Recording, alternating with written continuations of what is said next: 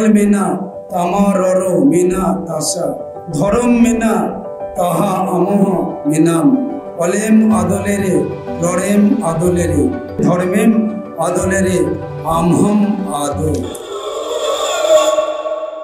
শিশু, একজন শিশু, আদিবাসী শিশু বাড়িতে সাঁওতালি ভাষায় কথা বলতেন, কিন্তু শিক্ষা গ্রহণ করতেন অন্য ভাষায়। ভাবুন তো কি কষ্ট। ওই ভাষায় বাক্যবিন্যাস, ভাবভঙ্গি, ধ্বনি প্রয়োগ এইসব করতে শিক্ষার্থীরা কিন্তু হিমশিম খেত। প্রত্যেক ভাষার নিজস্ব লিপি থাকা প্রয়োজন। আজ থেকে 100 বছর আগে সাঁওতালি সমাজে কোনো নিজস্ব লিপি ছিল না।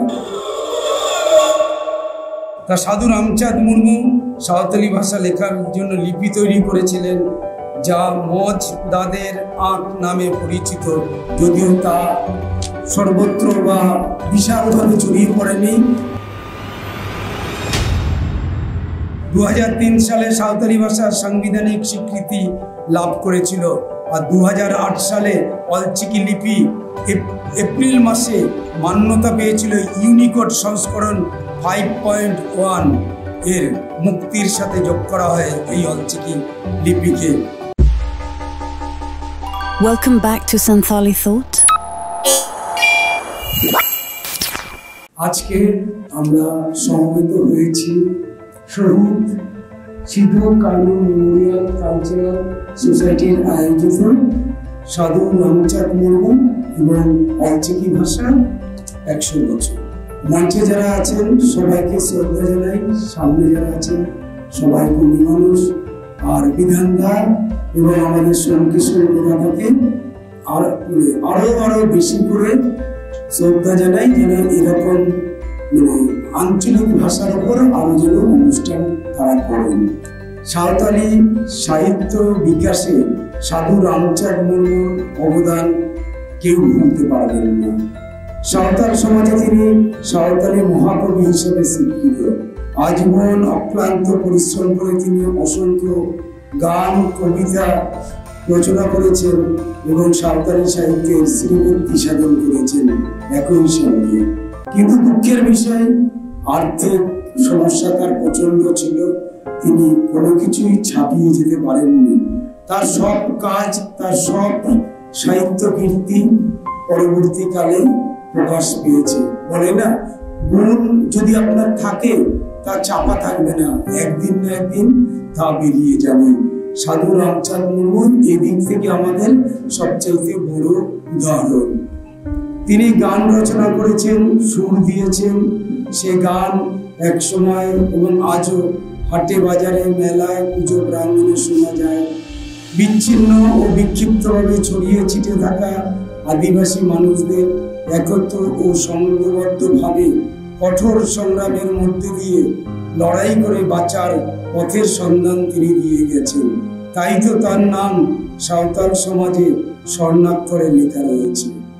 সাধু রামচাঁদ মুর্মু আমরা জানি বলেছেন সন্ধ্যা আগে বাংলা 1303 সালের 16ই বৈশাখ মেদিনীপুর জেলার বিনপুর থানার কামারবান্দি গ্রামে জন্মগ্রহণ করেছেন। পিতা মোহন মুর্মু এবং মাতা কুনি মুর্মু খুব কষ্ট করে তাকে মানুষ করেছেন। 8 বছর বয়সে গ্রামের পাঠশালায় ভর্তি হন। সেখানে 4th শ্রেণী পর্যন্ত তিনি পড়াশোনা করেন। তারপর ভীমপুর মিশন স্কুলে পড়তে যান, সেখান থেকে মধ্য বাংলা পাস করেন। ভীমপুর মিশন স্কুলে পড়াশোনার সঙ্গে সঙ্গে নানা রকম হাতের কাজ, যেমন ছুতার মিস্ত্রির কাজ, তাঁতের কাজ তিনি শিখেছেন, যে কাজগুলি তাকে তার জীবনে পরবর্তীকালে খুব কাজে এসেছিল।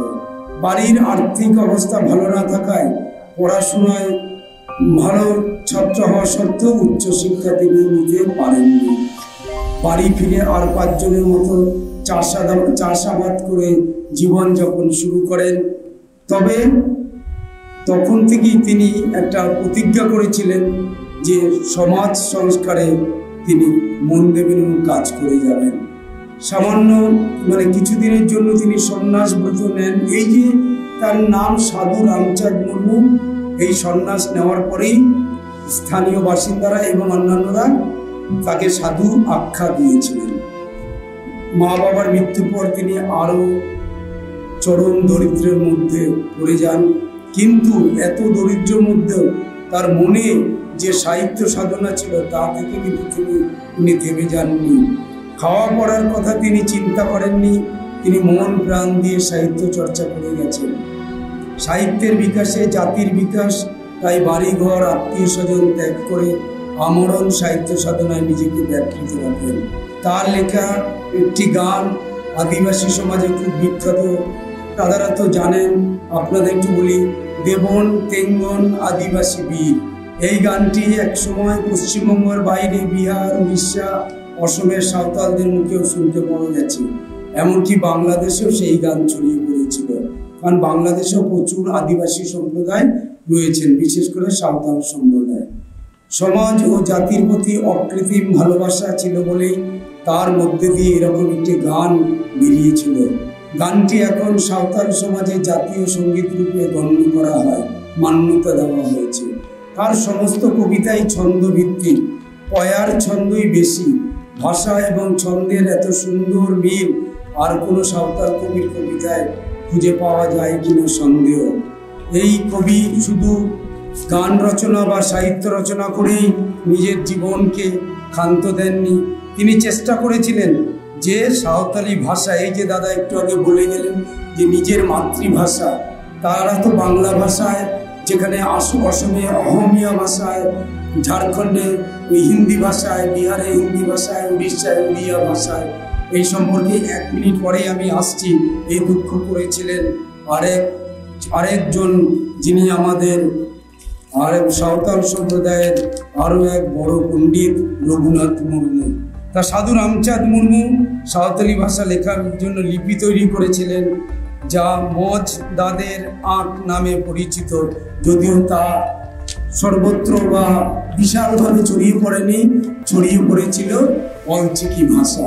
এবার আমি অলচিকি ভাষার যে অলচিকি লিপি, ঠিক আছে, মানে সাঁওতাল ভাষায় অলচিকি লিপির সৃষ্টি, এটা কিন্তু শতবর্ষ পূর্তি উৎসব চলছে বিভিন্ন জায়গায়। প্রত্যেক ভাষার নিজস্ব লিপি থাকা প্রয়োজন। আজ থেকে 100 বছর আগে সাঁওতালি সমাজে কোনো নিজস্ব লিপি ছিল না। একজন শিশু, আদিবাসী শিশু বাড়িতে সাঁওতালি ভাষায় কথা বলতেন, কিন্তু শিক্ষা গ্রহণ করতেন অন্য ভাষায়। ভাবুন তো কি কষ্ট। ওই ভাষায় বাক্যবিন্যাস, ভাবভঙ্গি, ধ্বনি প্রয়োগ এইসব করতে শিক্ষার্থীরা কিন্তু হিমশিম খেত, কারণ তাদের নিজের লিপি নেই। একই সমস্যার সম্মুখীন হয়েছিলেন পণ্ডিত রঘুনাথ মুর্মু। আর এই সমস্যার জন্যই তিনি চিন্তা করেছিলেন যে যেভাবেই হোক আমি সাঁওতালিদের জন্য নিজস্ব ভাষা তৈরি করবই। আর তিনি তৈরি করে গিয়েছিলেন তার অমর সৃষ্টি অলচিকি লিপি। 1905 সালের 5ই মে ওড়িশা রাজ্যের ময়ূরভঞ্জ জেলার ডাহারডি গ্রামে জন্ম। 7 থেকে 8 বছর বয়সেই তিনি গাছভাপ্রিয়া ইউপি স্কুলে ভর্তি হন।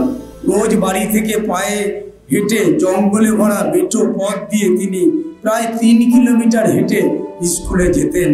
স্কুলের শিক্ষকরা কোন ভাষায় পড়াতেন? ওই যে বললাম, উড়িষ্যার মানুষ, তিনি উড়িয়া ভাষায় পড়াতেন। কিন্তু রঘুনাথের মনে সবসময় প্রশ্ন জাগত যে কেন স্কুলে সাঁওতালি ভাষায় পড়ানো হয় না? সাঁওতালি ভাষা কি ভাষা নয়? প্রায় রঘুনাথ তার সহপাঠীদের এই প্রশ্ন করতেন, আর সহপাঠীরা এই ভাষা, এই সম্পর্কে তার যে ওই বয়সে তার এত বড় চিন্তা, যেটা অন্য সহপাঠীদের মধ্যে ছিল না। তারা বোধগম্য করতে পারতেন না এই কথাটাই, উল্টে তারা হাসাহাসি করতেন। আবার কেউ বলতেন সাঁওতালি ভাষায় কি রে, ও আবার হবে কি, আমরা তো পড়াশোনা করছি।